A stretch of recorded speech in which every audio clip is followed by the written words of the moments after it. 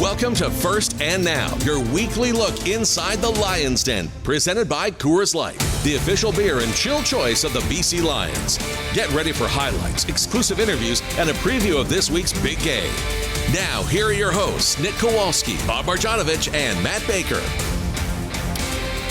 What is up, Lions fans? First and Now is live on location, presented, of course, by Coors Light and World Vision Canada, official charity partner of the BC Lions. Visit bclions.com/worldvision to become a supporter. And I'll tell you what, guys, we're at one of the more happening spots we've been in the couple of years we've been doing this. The Brownsville pub in Surrey. Great location. Shout out to Amanda and all the staff taking care of us. There's going to be some karaoke later tonight. Moj will be up there singing. This is my hood. This is it. This is my hood, and I'll tell you why. My dad's woodworking shop was over on Tannery Road. Okay. And I've driven down Tannery Road today. I don't even know where my dad's shop was because it's completely changed. Yeah. But this is like Tannery Road. That was stuff I've spent many a summer on the afternoons, afternoons there working with my dad, helping him, just doing all the oddball stuff, cleaning up. He was a cabinet maker at the foot of Tannery and Scott Road. My good friend Kevin Best, his stepdad, Bob Sterling, and his wife Linda, his mom Linda, they had a big coffee shop there. So yeah, these are my peeps out here. This is a long time. We're talking like 1980s, 1970s. I used to be coming out here, Tannery Road. We need that harp music to go back that they play on the radio and all the shows to go back in time. And by the way, I have to commend myself on cutting off about 20 minutes on my ETA according to Google Maps getting here. Found the shortcut, did you? From New West, man. There might have been an illegal left-hand turn made at some point, but other than that, it was a little side street here, side street there, bada bing, bada boom. I got here 20 minutes before Google Maps said I should have got here. They don't ask how. They just ask, did you make it on time? And you know the other thing, two little Lions trivia for you. Yeah, right? Let's go. So when Amar Doman took over the team, I asked him, I said, I got to ask you, when I was a kid growing up here and Tannery Road, I'd see all these trucks go by, and they were Doman trucks. They were these beige trucks, lumber trucks, and they had like a black circle. Still remember to this day the logo. And the Doman name, I think it was in black, and then they had like red in it as well. But the trucks were basically beige and the logo in black with a little red. I said, any relation? He goes, that was my uncle. He says his uncle, his trucking company was based somewhere in here in this neighborhood. I don't know where, but somewhere close. And I'd always see Doman trucks going down Tannery Road when I was a kid growing up working with my dad. There you go. And it's fitting as well because we're just a straight shot down from the facility, and Nick and I got here in about 6 minutes flat. How are you, Nicky? I'm learning here. I'm just sitting here and learning Moj's history about Surrey because I'm 3.5 years into living in BC, but this is a first for me, this spot, new area, so I'm just taking in all this history lessons from Moj here. There you go. 3.5. You're learning, which is good. 3.5 already into your 14-year long-term max contract. I always just say Mike Riley retired 3.5 years ago because that was my first week here. And this crazy quote was, we're rolling with this Nathan Rourke quarterback from here on out, and aged pretty well. There you go. I think we're in good hands at the position. We'll talk a lot about that. Of course, back after a bye week, the BC Lions were off on Thanksgiving weekend, WestJet Thanksgiving weekend in the Canadian Football League. We can, it's in the rear view mirror, but we can go back. Coming off another much-needed win over the Calgary Stampeders, 38-24. Got a little interesting at the end, but Moj, it's funny. You go back about 4 or 5 weeks, and you're kind of trying to forecast long term. Okay, where can this Lions team get to realistically? And it's like at the time the Calgary Stampeders were hot, and it was like, oh well, probably going to have to beat Calgary twice to have a shot at not crossing over or have a shot at hosting a playoff game. And lo and behold, they've done that. I think I was making restaurant reservations in Montreal, to be honest. Oh, we all were, yeah. Back to Stokies, you're looking at a crossover at that point, right? With Winnipeg having the tiebreaker and the Lions kind of struggling at that point. But, I think the big thing with this team is the last month or so, the defense has really come around. And here's a little sidebar story that I talked about during the huddle, is the fact that the defensive line has really come alive the last 4 games, right? 2 new players, Levi Bell, Bradley Anai, right? Yep. So ask yourself this question. Had they come here last year, when your coach is also your GM, do you think they would have played? And I say that because, in all due respect to Rick Campbell, true, Coaches like to play players they can trust, players they have a track record, right? You're talking about two unproven commodities in Bell and Anai. Yet Ryan McMaden, obviously convinced Buck Pierce, say we should give these guys a crack. And, hey, 4-game win streak. I'm not saying it's all them, but I'm saying they had a part to contribute with the D-line being rejuvenated. Yeah, you're right. Just sorry to interject, Nick, before I get to you, but yeah, in past years, maybe those guys come for the NFL practice roster expansion period, and they sit and learn for a few weeks. It's a precursor to training camp. And if they fit in, they come to Kamloops next May. And credit to this regime for getting these guys in there and having them play a difference. And it's a team sport, right? So Bradley and I and Levi Bell are not the only reasons why this 4-game winning streak is happening. But I also don't think it's a coincidence that since TJ Lee arrived back in Surrey, this team is 4-0. And it may not, TJ's not making a ton of plays, right? He's still making his tackles, and the defense is doing well overall. But just the confidence he instills, right? The leadership. I don't think it's a coincidence that this defense has picked it up the second they brought in a 36-year-old halfback, which is very uncommon to, sign one off the streets and to improve your defense. But that's exactly what's happening right now with this Lions team. Great point. Yeah, and TJ's insertion maybe resulting in a little bit of a shuffle in the secondary as far as other guys, Rob Carter, Ronald Kent, and then it's the domino effect, absolutely. So it's a calming influence, though. Like when you have that veteran presence, and you look over and you see a guy who's been around, you have this feeling like, okay, we're going to be all right. Like, it's going to be okay. But if you're looking at another rookie or 2 or 3 rookies, and there were games where there were like 3 and 4 rookies in the secondary, or first or second year players, I should say, it's a little different. But when you have that veteran presence, it just leads you to believe that, this guy's been around, and if he's calm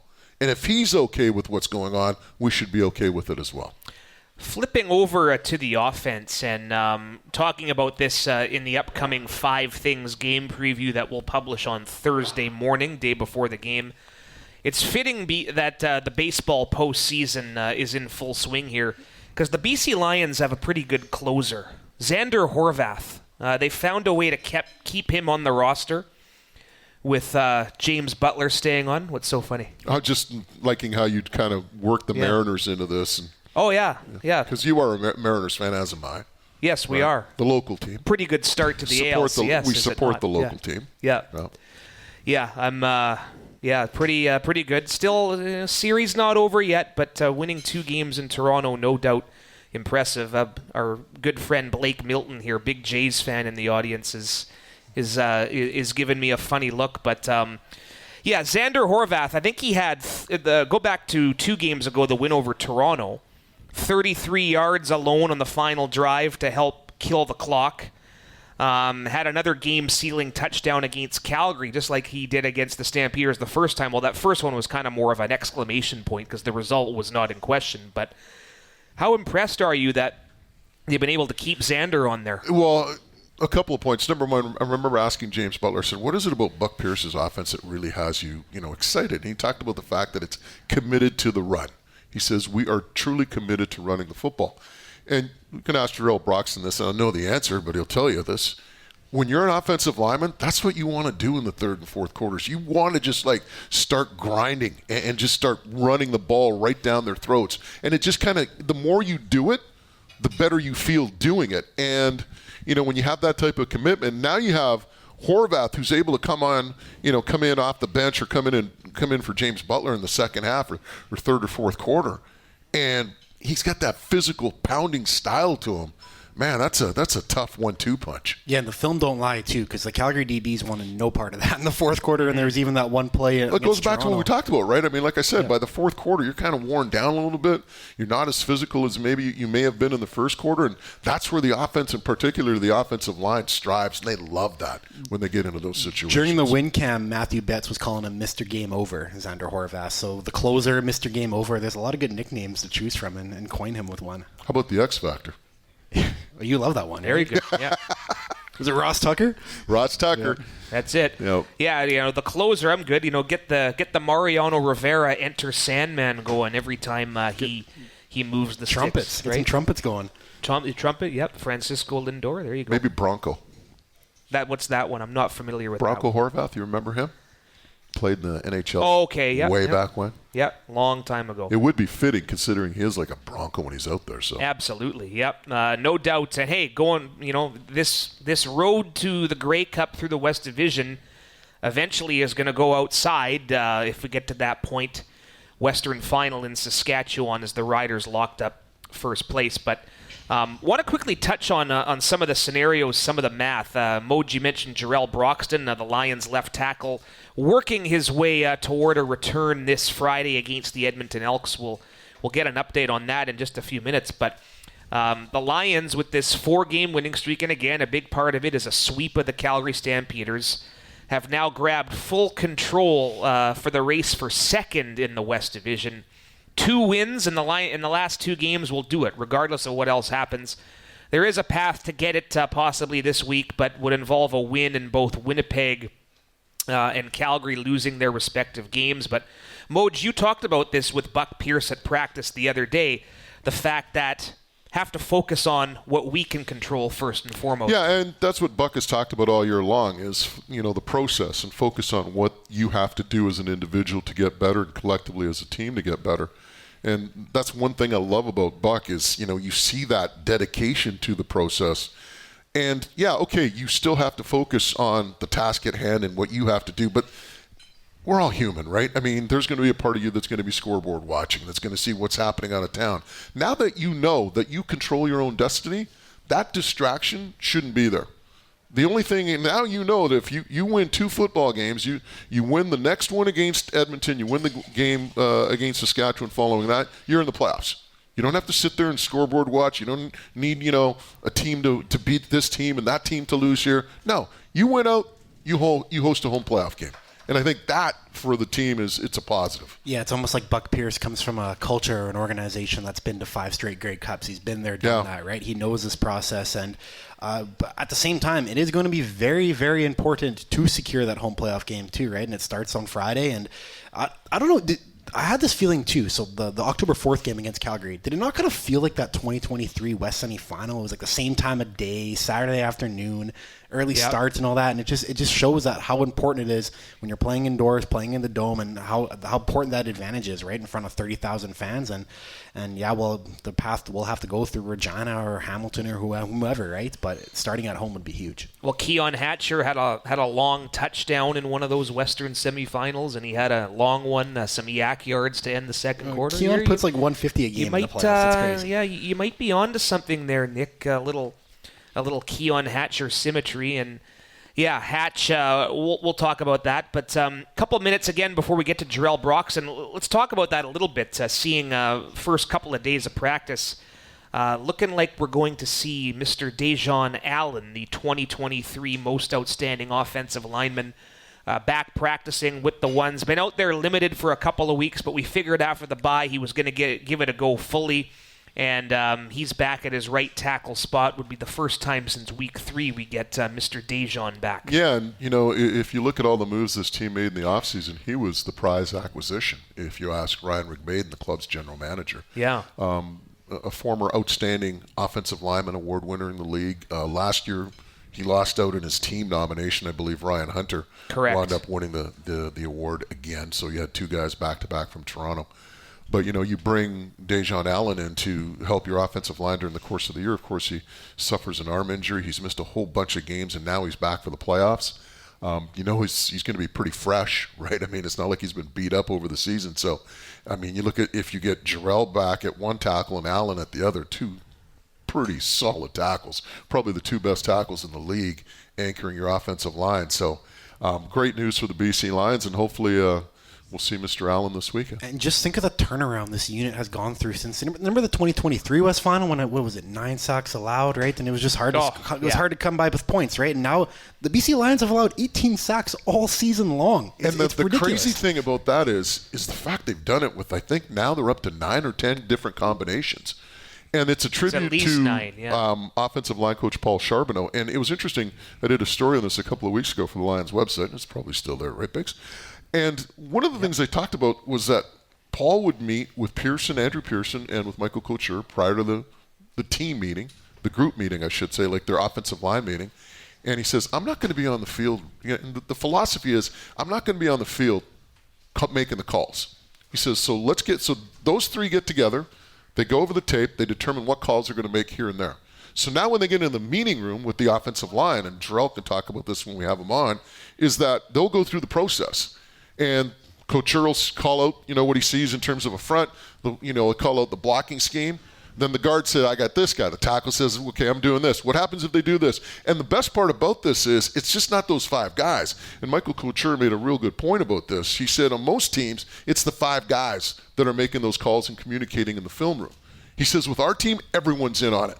So your backup tackles, your guards, and that's why you've seen these guys come in and it's been seamless, right? They've come in and they've done a great job, whether it's Andrew Pearson, whether it's Tyler Packer, Uno, and all these guys that have been in and out of the lineup all year long.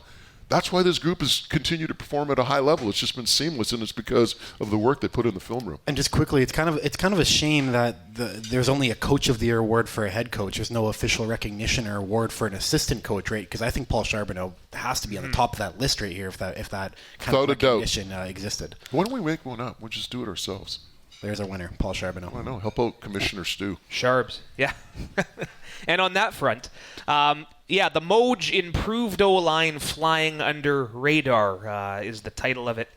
BCLions.com and across the Black Press publication network. All those platforms. There you go. Hey, before we go to break, yes. Can I say something? Absolutely. We lost two really good people this week within the span of 7 days in Frank Smith and Dave Easley, both who spent time with the BC Lions, both who, of course, Frank Smith, known for his days at UBC. I had the privilege of playing for Frank and coaching with him. I had the privilege of playing for Dave at UBC and coaching with Dave. Dave coached in the CFL for many years, Grey Cup champion with the BC Lions in 1994. So I know there's a big celebration of life next Tuesday for Frank.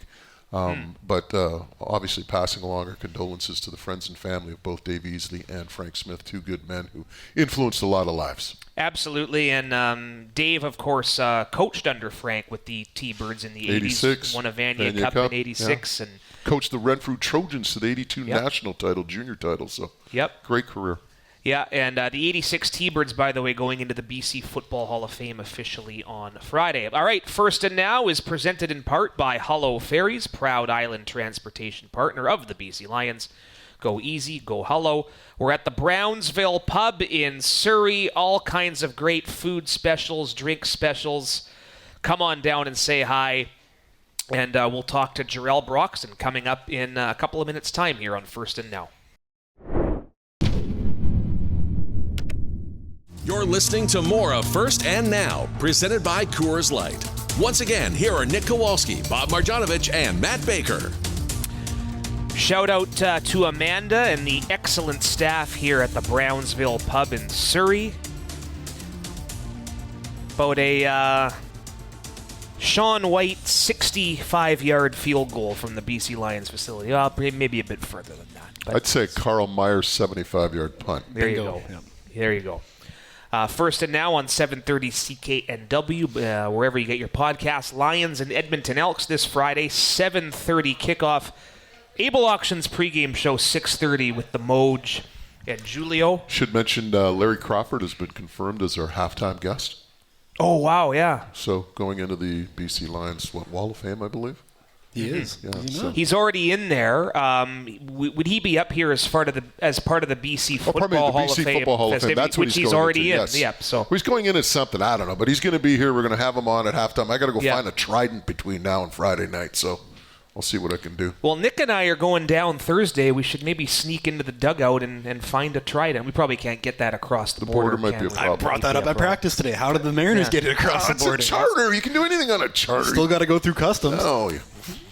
Shout out WestJet talking about team charters, and we're always well behaved on there. Jarell Broxton can attest to that. The BC Lions left tackle joining us here tableside. How are you, sir? I'm good. How are you? Excellent. Fun time of year for sports. Of course, you're fully immersed in the chase for a home playoff game, the chase for a Grey Cup, but you're a Maryland guy. You a baseball guy, Orioles guy, or? I'm not a baseball guy, but if I was, Nationals. Okay, yeah, closer to Washington, D.C. Yes. Okay, got it. The former Montreal Expos, of course. Moj knows all the Expos history and all that. And Yeah, talking about it, it's exciting times. Let's check in on you, of course. Use the bye week to heal up and get healthy. Arm injury suffered in the game against Toronto, I believe. How you feeling? I'm feeling good. Progressing every day. Feeling confident about Friday, so I'm ready to get going. Yeah, what's that process like? Of course, day one practice Monday, you didn't do a whole lot. You were at the side, and you worked in some first-team reps, I think a couple of reps in each session today. How much do you ramp it up on day 3? Day 3, I try to take majority of the reps, or if all of them, because I'm big on practicing. I have to practice before a game. So for me, my progress is just working my way in, trying to get my confidence back coming off the injury.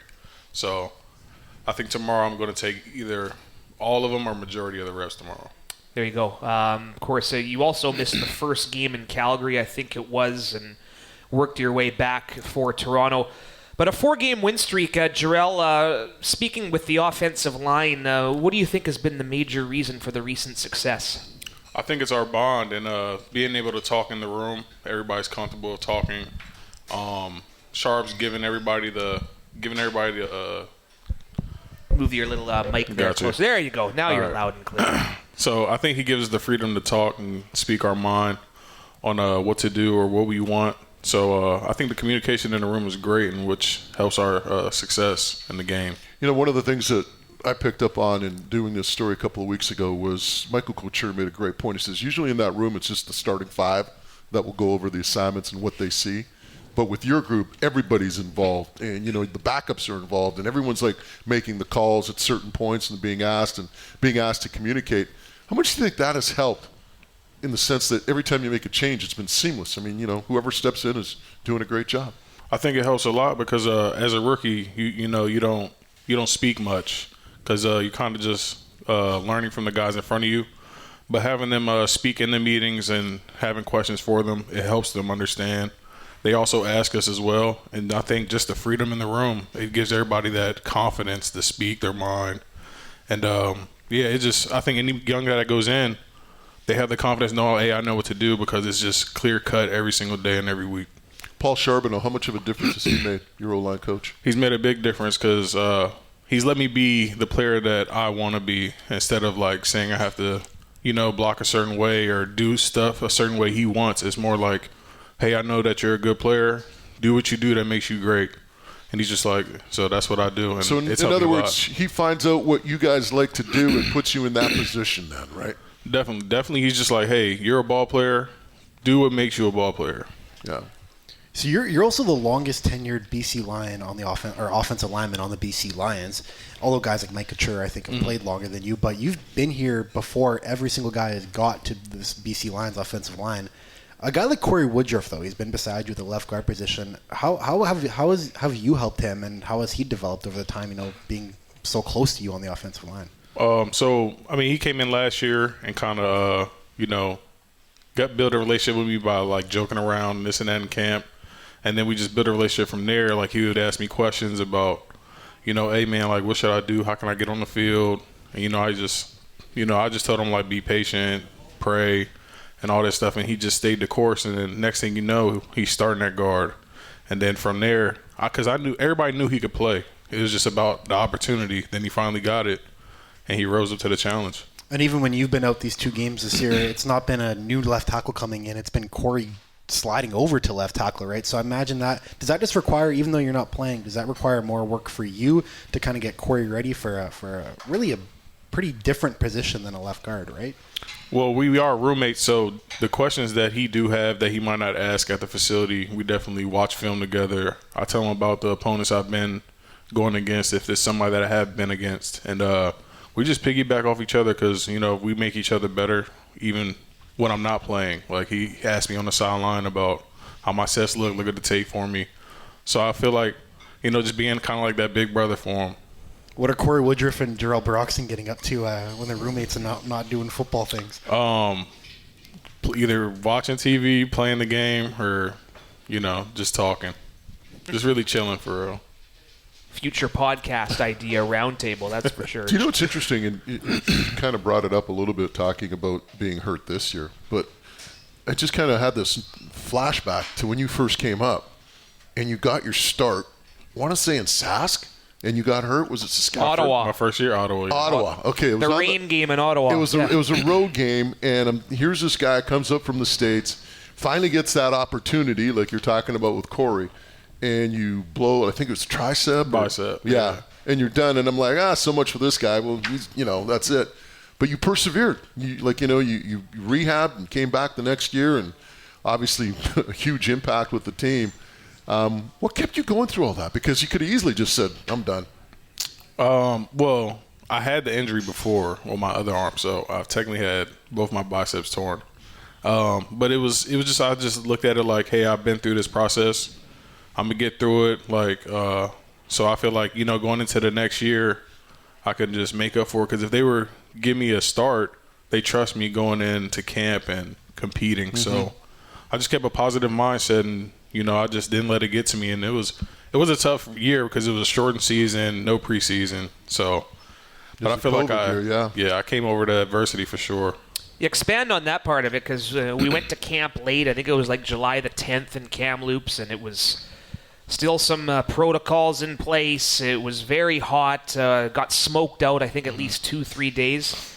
What's going through your mind when that's all going on? We're just happy to be playing football again, probably, for one. But how surreal is that to look back on? It was nothing I'll ever forget, because, the smoke, the location, my first time being out of the country. So it was surreal, but I was also like, I didn't expect any of it. But I just thought, hey, it's football at the end of the day. I know what I have to do because I have to be a pro. I've been a pro before coming up to Canada. So I had the knowledge of, take care of yourself. I know camp is going to be a grind. Let's get through it, see where it goes. The other story this week, Jarell, is that Dijon Allen is poised to make his return since back in June getting injured. And you've obviously had your own experiences with longer-term injuries.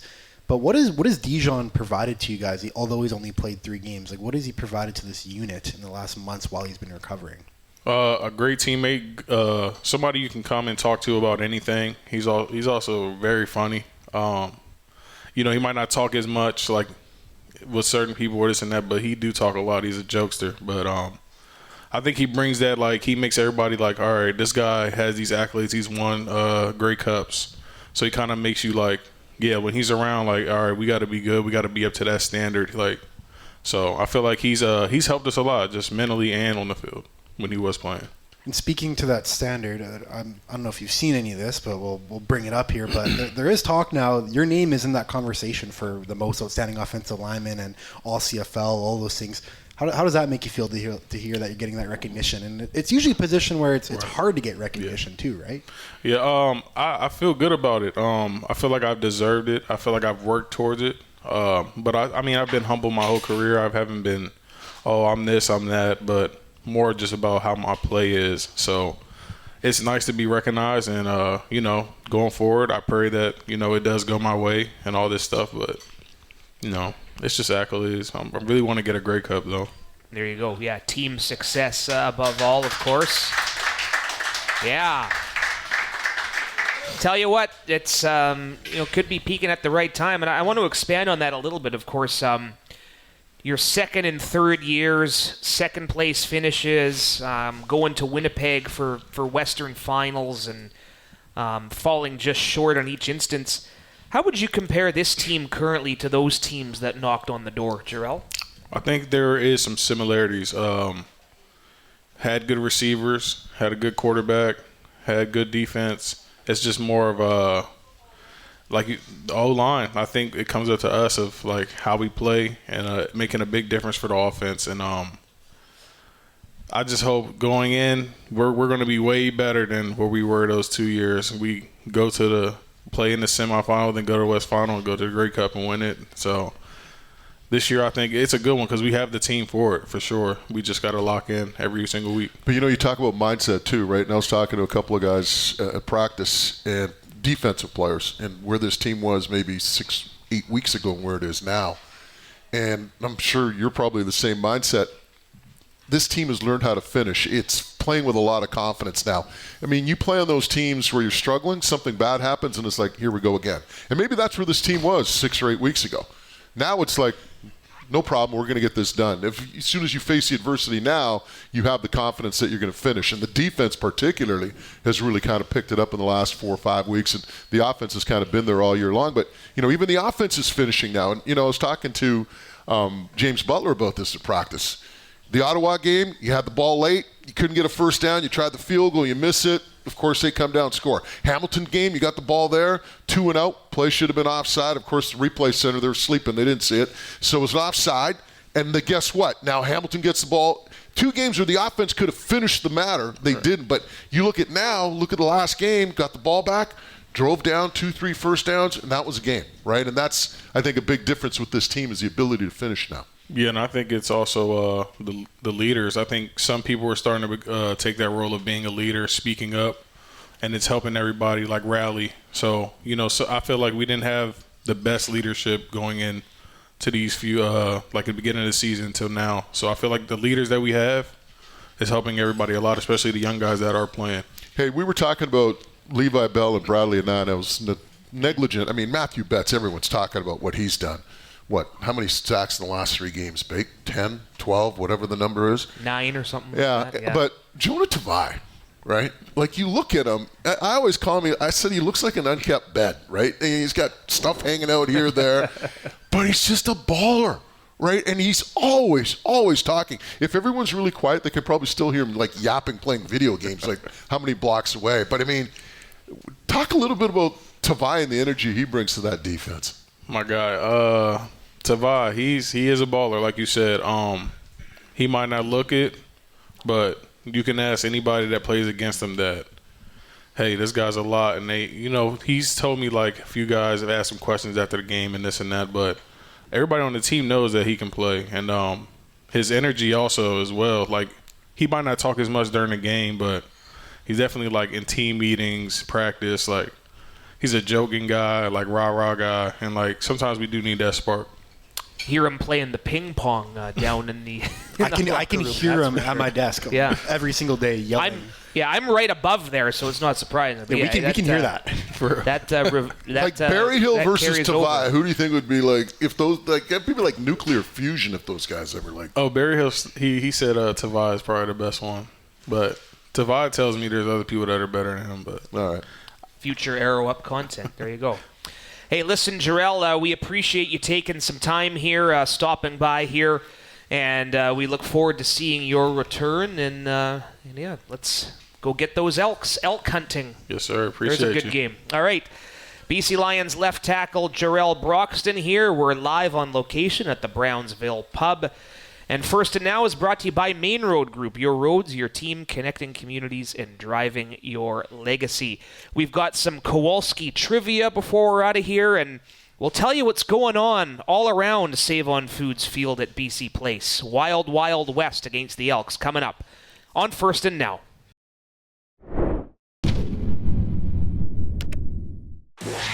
Saddle up. Friday, October 17th at 7:30, the BC Lions take on the Edmonton Elks in a huge Western Division battle. It's Wild Wild West night at Save On Foods Field at BC Place, presented by London Drugs. So dust off your cowboy hat, grab your boots, and get ready to stomp, clap, and roar as the playoff race heats up. Don't miss the energy, the fun, and the fight for the West. Tickets start at just $19. Get yours now at bclions.com.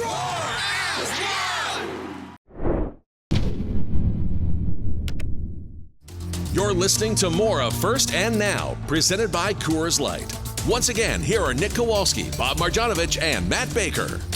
First and Now, live on location at the Brownsville Pub in Surrey. Some great food specials tonight. Drink specials as well. And we're on 730 CKNW. Lions and Elks Friday right here on CKNW. Able Auctions pregame show at 6:30. Larry Crawford, all-time BC Lions interceptions leader. His son, JP, of course, playing with the Seattle Mariners. And I look forward to checking that out. I'm going to ask him. Obviously, Julie will do the interview at halftime. But I want to ask him. He was a chef for a while after he stopped playing.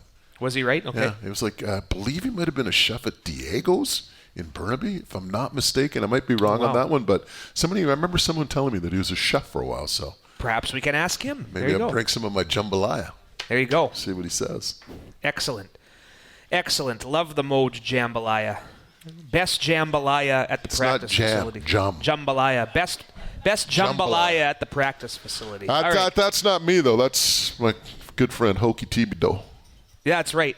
Hokey hanging out down in Louisiana. Looking forward to flying him flying back. All right, Lions and Elks, we're calling it Wild Wild West. We're going to have a mechanical bull. That's where you should take Larry Crawford. Some bull riding on the concourse, lasso performers, line dancing. Whiskey Blind is going to perform on field at halftime. Local country band out of, I think, Langley. So fitting, as it's a big West Division battle. Tickets starting at just $19. The backyard party out on Terry Fox Plaza gets going at 5. Food and drink specials. Spend your Friday night with us. Moj, this is quite a different Elks team than the one the Lions last saw. I think it was July the 13th. Saw them in week 1, of course, the Snoop Dogg opener. 2 wins for the Lions, but the week after that second meeting, they went to Cody Fajardo, and they've won 6 games since. Yeah, just looking at their roster, I mean, offensively, they have such great weapons in Rankin and Leak, 2 guys, Thunder and Lightning in the backfield, reliable receivers, and, of course, they've got a lot of different players, particularly on defense. I mean, I'm looking at their linebacking core. There's no Niles Morgan. There's no Nick Anderson. They're going with Brock Mogensen, Joel DeBlanco, the number 1 pick in the CFL draft a couple of years ago. Both of those guys are excelling. Yep. Jake Serezna isn't out, but, I mean, they got Jordan Williams out of Toronto. So this is a team that's playing extremely hard. It's playing with confidence. And much like the Lions, it's a team that, under Mark Killam, first-year coach, Buck Pierce, first-year coach, coaches have to kind of instill what they want, and not only do the players have to learn what the coaches want, the coaches have to learn what they can do with certain players, right? I mean, what are the positions? How do we put these players in a position to win?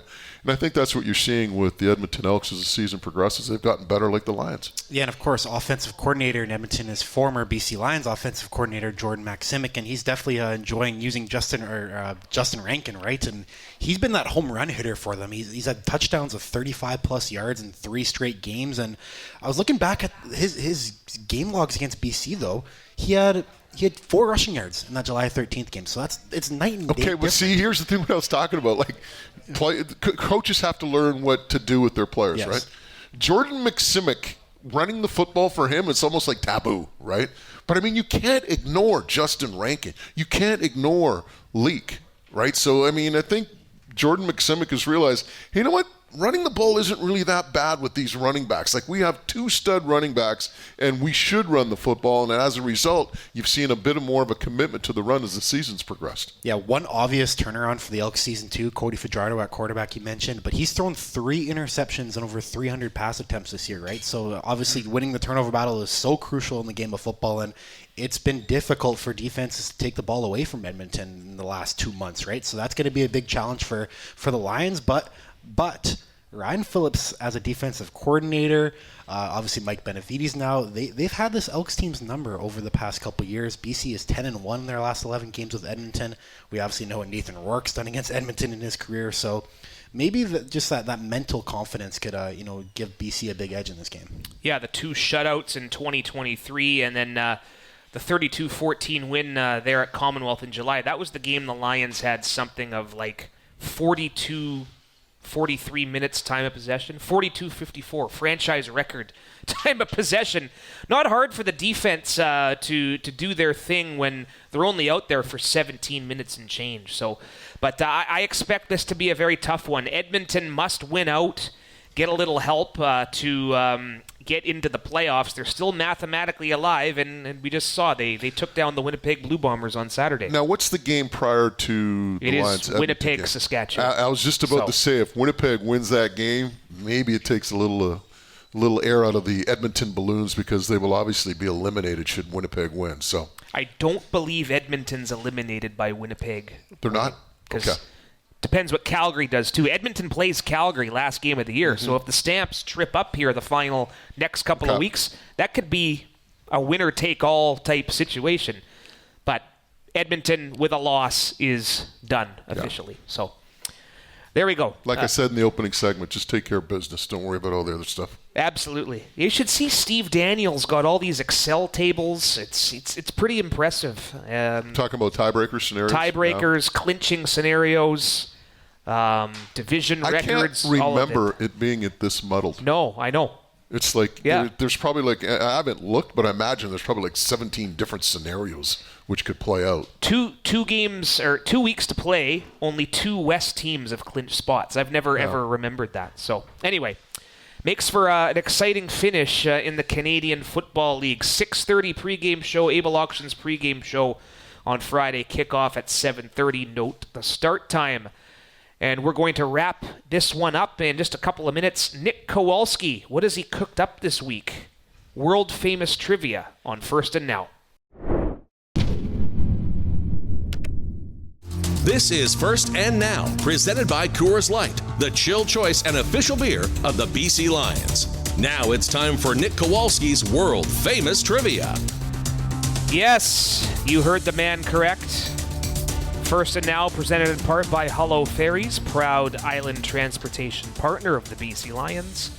Go easy, go Hullo. What do we got this week, Nick? So remember that one week where I missed the show and Moj ran it and he did like a Survivor style where you and Harp had to go back and forth until one of you guys were out? So I'm using that idea, and it's kind of a year in review, a little reflection on the Lions season so far. And this game's going to be simple until it's not. So you guys have to name me every single BC Lions player who has touched the ball this year. So that's like either a reception, a rush, an interception, a fumble recovery, a return. And we're gonna go. Tip pass? No, an actual stat. So those are, but actually had like a play where they got yards for it. We'll say. Okay. Sure. So we'll go back and forth. Moj, I'm gonna go with you first. So and here's what we'll do. We'll go one strike, you're out. But if you say a repeated name, I'll give you guys 3 strikes, if that makes sense. But we'll start first. Sure. Riley Pickett. Riley Pickett is that correct. was a good one. Chase Bryce. Correct. Really? Jeremiah Mazzoli. Correct. Okay, Nathan Rourke. Let's keep it going. Got to fact check that one. Yeah, correct. Yeah. James Butler. Correct. Xander Horvath. Correct. I will go with Stanley Berryhill. Correct. A couple touchdowns. Deontay Williams. Correct. A fumble recovery against the Ottawa Red Blacks. I'm going to go with Brooks, kick returner. That is a great pull. Philip Brooks. Saskatchewan, right? I didn't know you guys were going to clear the board, but that's a good start. Jermaine Jackson. Correct. He has some catches, a couple of returns. Okay, Kieran Passant. Correct. That's a receiver I thought might sneak past you guys. Shout out to the West Shore Rebels. Playing Okanagan in the BC Junior Final this weekend. There you excellent. Go. Yep. Javon Katoy. Correct. Keon Hatcher. Yep, that's correct. 91 of them, I think. Matthew Betts. You're out. Had a fumble recovery, didn't he? No, he didn't. Boom. Thank you. Okay. Matthew Betts, last year he had the pick 6. Last year I had the pick 6. You're Matthew last Betts. Year. You're out. I win. Thank you. That was short. That's it? That's it. Yeah, I had Edmonton. Big round of applause. I had so many more left. Or do you want to keep going? You want to keep going? We were going strikes. No, okay, this is exhibition then. For fun, because I've already won. I did say one strike. Let's keep going. So Betts he doesn't have a stat team. He has a lot of Gary Peters. Gary Peters is correct. But Betts didn't touch the ball technically. He hit it out. Forced fumble? That's touching the ball, is it not? It's not a stat where you get yards. A stat where you get yards. He's getting hissy now. Yeah. Somebody else recovered it. There's a good hint. Yeah, who else recovered that one? Do you want me to give you another one? Mike Awe with a pick. Yeah, on a 2-point convert. Against Montreal. Robert Carter. A couple of interceptions. Yep. Christophe Beaulieu with a couple of interceptions. Jackson Finley. Finley. All right, we'll go Baker K. Finley. Now back to Moj. I just gave you 4. Yeah. Let's try and clear the board. Okay, well, let's try to clear the board together because I've already won. Receivers. There's got to be some more receivers in there. You're missing 2 receivers. We're missing at least 1 receiver. We said the Canadian guys, right? Maybe. Oh, McInnes. Justin Hello. McInnes. Sorry, Justin, if you're listening. Not a receiver, at least primarily. Seven McGee. I have him as a returner there. That counts. I don't think you guys are going to clear the board. That'll be my next goal for you guys. Hill. We said Barry Hill. So does fumble recoveries count? Yes, because you get yards. Ben Hladick. Throw him in for a pick. Yeah. He has a pick, in Edmonton, the home opener. Josh Woods. Josh Woods recovered that fumble he recovered that Matthew that Betts one forced. that I lost on. Yeah. I think Matthew Betts has actually forced like 4 of them this year. Pretty good stat, too. Jonah Tavai? No, Tavai. I'm going to say Noah Tavai. He might have. No, the command center overturned that. Yeah, That would have been an awesome play. I know the bench. I was looking back at my footage of that when Jonah pretty much got under it, and Buck Pierce is a pretty calm, cool, and collected guy on the sideline, right, for the most part. Or head coaches typically are, but Buck Pierce, you could see him like throw his arms up in the air too. So that's how fired up. Did you hear the play-by-play call of that? Julie goes, I think it was Tavai that tipped it. I go, nah, it's not Tavai. He can't jump that high. Well, he got under. I heard that. That was good. Yeah. All right, back to it. You got one guy on offense. It's a receiver. I mean, it's somebody obvious. Yeah. Well, yeah. Eberhard. Aiden Eberhard. Aiden Eberhard. So you guys have cleared the offense. We have 2 guys on. Well, one is special teams. Actually, the play happened on special teams. It's a pretty niche name, niche play. You have, and then you have 4 more on defense. Actually. So 1 on special teams that was a niche play. Okay. Yep. Did I say Peters? Gary Peters. Peters, we got. Peters. Yeah. Okay. 4 on defense. Interceptions? I should know this. So we have interception, fumble recovery, fumble recovery, fumble recovery, fumble recovery. So 3 fumble recoveries, 4. and we're missing one interception. Yep. It happened at home, the interception, against the Saskatchewan Roughriders. So you picked off Trevor Harris. Man, We said Deontay Williams already, right? Yep. Give it to us. We're up against it. Ronald Kent Jr. picked off Trevor Harris in the watermelon smash. Should have known that one, too. How about the fumble recoveries? You got 2 D linemen and 2 DBs. Bradley and I. Bradley and I does not have one. Young Judd was trying to give us hints. Starters. 2 D linemen. The D lineman. Sione happened in the Hamilton loss at home, and the other one happened in the Hamilton win. Actually, 2 of these fumble. Dwayne Hendricks. Dwayne Hendricks. The rest of these plays happened against Hamilton. Dwayne Hendricks, right? Yep. So you're missing 2. So you're missing 1 at Hamilton and 1 versus Hamilton. And they're both D linemen. Yep. No, sorry, they're both DBs. Yeah. Both DBs. Yeah, they haven't started. Actually, one Patrice started. Renee? Nope. Okay, give it to us. We're up against. Travian Blaylock recovered a fumble. Oh, wow, yeah. Forced by Robert Carter Jr. And Josh Haggerty recovered a fumble. Oh, wow. Those 2, we would have never got. Josh Haggerty. Clearing the board would have been tough because it was the... That was one of his first games, too, was it not, Haggerty? I thought I was really good with Brooks, the returner. See, the thing I remember was Brooks, but I can't remember his first name. Philip. Believe it was Philip Brooks the third, I believe, right? Yeah, he returned for Hamilton a couple games ago, actually. All right, good game, good win, Moj. That was fun. We got to do more of that. We got to get. Last time we did it, we had the theme music, right? We got to get the theme music next time. All right, that's a wrap for us. The Brownsville Pub, a good spot. Amanda and the staff doing excellent. Thank you to everyone. Thanks to the great fans who showed up. Round of applause. Lions and Elks, Friday, Able Auctions pregame show 6:30, and we're back next week with a show, as always. We'll tee up our final game in Saskatchewan. First and Now on 730 CKNW and across the Lions Audio Network. All right, bonus time for those listening on the podcast. We'll get a look at our weekly lines with Cam Tucker from PlayNow.com, BCLC. How are you, sir? I'm doing great, fellas. How's Excellent. it going? It's got that playoff feel right now with the temperature outside. It's a beautiful fall day, and boy, we're only 2 games left here. Yeah, you know what? It's funny. Walking into the facility early this morning, I kind of had that feeling for the first time. Yeah, it's a little crispy out. It's good. The leaves are falling. That means the season, the real season is here. Let's talk about it. Lions and Elks on Friday. As of this moment, BC opening as a 5.5-point favorite against the playoff desperate Elks. Yeah, so Matt, this line actually, it did start early right off the bat at 6 points. It did shift to 5.5 this afternoon, and we'll have to wait and see where this line ends up. Come kickoff on Friday, but no surprise that the Lions are favored going into this game. The Lions have owned this matchup the last 3, 4, 5 years. I mean, going back to 2022, the Lions are 11-1 straight up in their last 12. They're 10-2 against the spread against the Elks. But for all of the difficulties that Edmonton has had, they've really turned things around here the last few weeks.